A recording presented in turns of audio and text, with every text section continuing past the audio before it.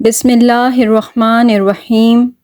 قرآن مجید کی سورہ یوسف کی آیت 30 کا حصہ ہے قد شغفہا حبا۔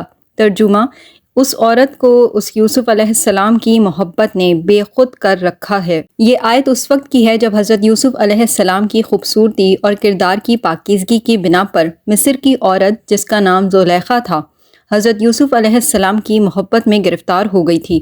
اس کی یہ محبت اس حد تک پہنچ گئی تھی کہ وہ بے قابو ہو چکی تھی۔ سیاق و سباق: حضرت یوسف علیہ السلام کو ان کے بھائیوں نے حسد کی بنا پر کنویں میں پھینک دیا تھا اور ایک قافلہ انہیں وہاں سے نکال کر مصر لے آیا۔ مصر میں حضرت یوسف علیہ السلام کو عزیز مصر نے خریدا اور اپنے گھر میں رکھا۔ حضرت یوسف علیہ السلام کی بے پناہ خوبصورتی اور اعلیٰ اخلاقی کردار نے عزیز مصر کی بیوی، جسے روایات میں زلیخا کہا جاتا ہے، کو ان کی محبت میں گرفتار کر دیا۔ وہ ان کی محبت میں اس حد تک مبتلا ہو گئیں کہ وہ اپنے جذبات پر قابو نہ رکھ سکی۔ اسی محبت کو قرآن میں قد شغفہا حبا کے الفاظ میں بیان کیا گیا ہے۔ قد شغفہا حبا کا مطلب یہ ہے کہ زلیخا کی محبت نے اس کے دل کے اندرونی حصے تک رسائی حاصل کر لی تھی اور وہ حضرت یوسف علیہ السلام کی محبت میں بے قابو ہو گئی تھی۔ عربی لفظ شغفہ کا مفہوم: عربی زبان میں شغفہ ایک خاص لفظ ہے جو دل کی گہرائیوں میں اتر جانے والی شدید محبت کے لیے استعمال ہوتا ہے۔ یہ محبت اتنی گہری ہوتی ہے کہ انسان اپنے جذبات پر قابو نہیں رکھ پاتا اور دل کے حالات بالکل بدل جاتے ہیں۔ زلیخا کی محبت سطحی نہیں تھی، بلکہ وہ حضرت یوسف علیہ السلام کے حسن اور کردار کی محبت میں پوری طرح محو ہو چکی تھی۔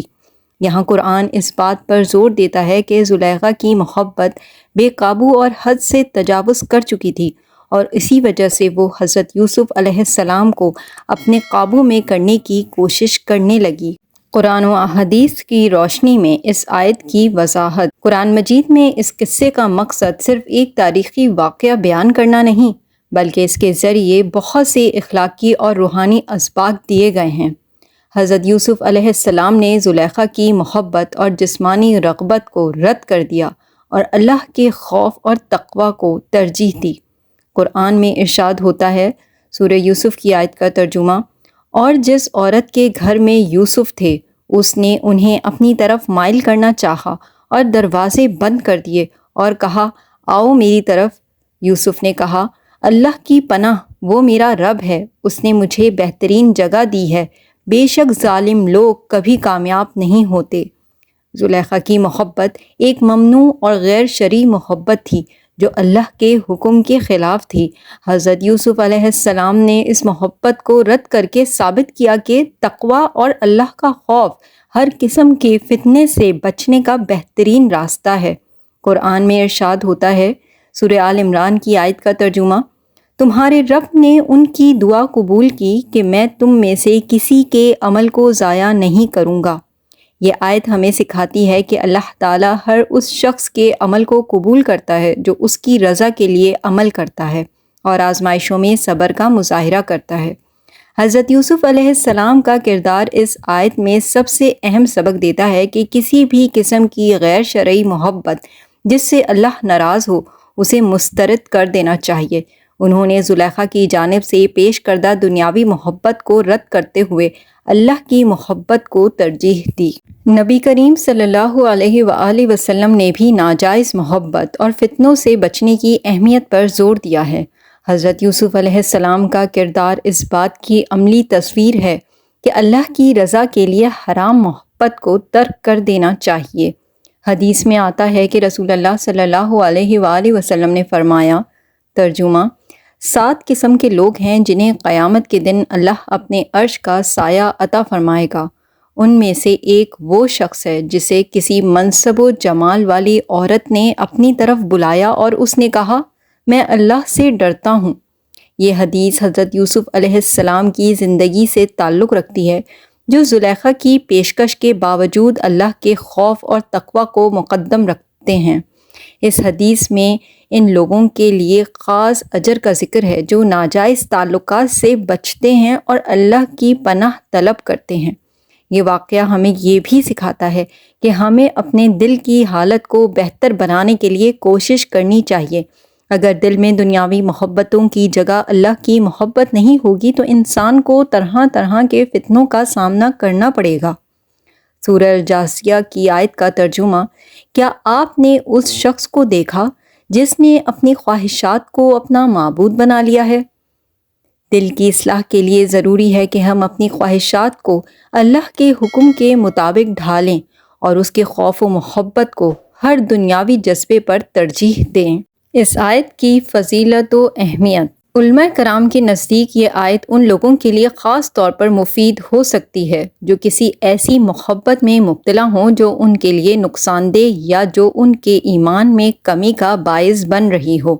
اس آیت کی تلاوت اور اس پر غور کرنے سے اللہ تعالیٰ مدد فرماتا ہے کہ دل میں اللہ کی محبت بڑھ جائے اور دنیاوی غیر ضروری محبتوں سے نجات ملے۔ اس کے علاوہ یہ آیت ہمیں یہ بھی سکھاتی ہے کہ دنیاوی محبت اگر وہ اللہ کی حدود کو پار کرے تو انسان کو ہلاک کر سکتی ہے۔ اس لیے اس آیت کو پڑھ کر ہمیں اللہ کی رضا کو ترجیح دینی چاہیے اور اپنی خواہشات پر قابو پانا چاہیے۔ مزید برآں یہ آیت ایک نصیحت ہے کہ صرف اللہ کی محبت انسان کو کامیاب بنا سکتی ہے، جبکہ غیر ضروری دنیاوی محبتیں انسان کو تباہی کی طرف لے جا سکتی ہیں۔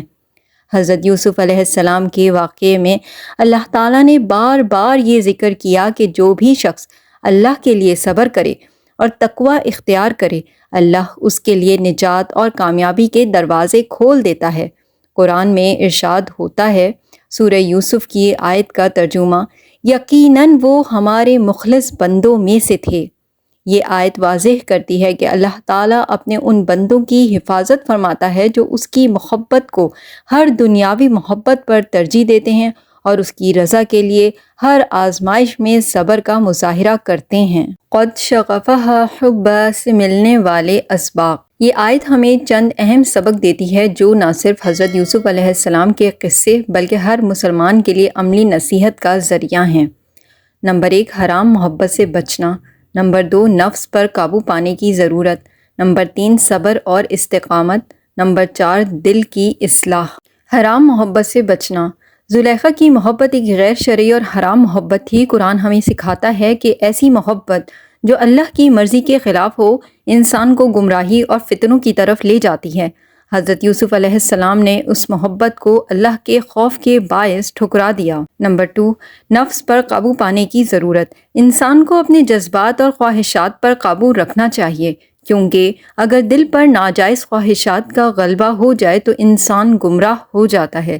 زلیخا کی محبت نے اسے حد سے تجاوز کرنے پر مجبور کیا، جبکہ حضرت یوسف علیہ السلام نے تقوی کو اختیار کیا۔ نمبر 3، صبر اور استقامت۔ حضرت یوسف علیہ السلام کی زندگی صبر اور استقامت کی بہترین مثال ہے۔ انہوں نے ہر آزمائش میں اللہ کی رضا کو مقدم رکھا اور اس کے نتیجے میں اللہ نے انہیں کامیاب کیا۔ یہ ہمیں یہ سکھاتا ہے کہ آزمائشوں کے وقت میں اللہ پر بھروسہ اور صبر کرنے سے ہمیشہ کامیابی حاصل ہوتی ہے۔ نمبر 4، دل کی اصلاح۔ یہ آیت ہمیں یہ بھی یاد دلاتی ہے کہ انسان کو اپنے دل کی اصلاح کرتے رہنا چاہیے۔ اگر دل میں غیر ضروری اور حرام محبتیں ہوں تو یہ انسان کو گمراہ کر سکتی ہیں۔ ہمیں اللہ کی محبت اور اس کی اطاعت کو ہمیشہ اپنے دل میں محفوظ رکھنا چاہیے۔ وظائف اور عمل۔ اس آیت کی برکت سے اگر کوئی شخص ناجائز محبت یا فتنوں میں مبتلا ہو تو اسے اس آیت کی تلاوت، استغفار اور اللہ کی طرف رجوع کرنے کے لیے دعاؤں کا اہتمام کرنا چاہیے۔ نمبر 1، سورہ یوسف کی تلاوت۔ خاص طور پر سورہ یوسف کی ان آیات کو روزانہ پڑھنا بہت مفید سمجھا جاتا ہے جو حضرت یوسف علیہ السلام کی پاکیزگی اور صبر کے واقعات پر مبنی ہیں۔ نمبر 2، استغفار۔ حرام محبتوں اور فتنوں سے بچنے کے لیے روزانہ استغفار کی کثرت کرنی چاہیے۔ استغفر اللہ الذی لا الہ الا هو الحی القیوم واتوب الیہ 100 مرتبہ۔ نمبر 3، اللہ سے پناہ مانگنا۔ نبی کریم صلی اللہ علیہ وآلہ وسلم کی تعلیمات کے مطابق ہمیں ہر فتنے سے بچنے کے لیے اللہ سے پناہ مانگنی چاہیے۔ اللہم انی اعوذ بک من فتنۃ النساء۔ ترجمہ: اے اللہ، میں عورتوں کے فتنے سے تیری پناہ مانگتا ہوں۔ نمبر 4، اللہ کی محبت کا طلبگار ہونا۔ دل کی اصلاح کے لیے اللہ سے دعا کرتے رہنا چاہیے کہ وہ ہمیں اپنی محبت عطا فرمائے اور دنیاوی محبتوں سے نجات دے۔ نتیجہ، قد شغفہا حبا کی آیت ہمیں حضرت یوسف علیہ السلام کے کردار اور صبر سے عظیم سبق دیتی ہے کہ انسان کو ہمیشہ اپنے نفس اور خواہشات پر قابو رکھنا چاہیے۔ اللہ کی محبت اور رضا کو دنیاوی محبتوں پر ترجیح دینا ہی حقیقی کامیابی کا راستہ ہے۔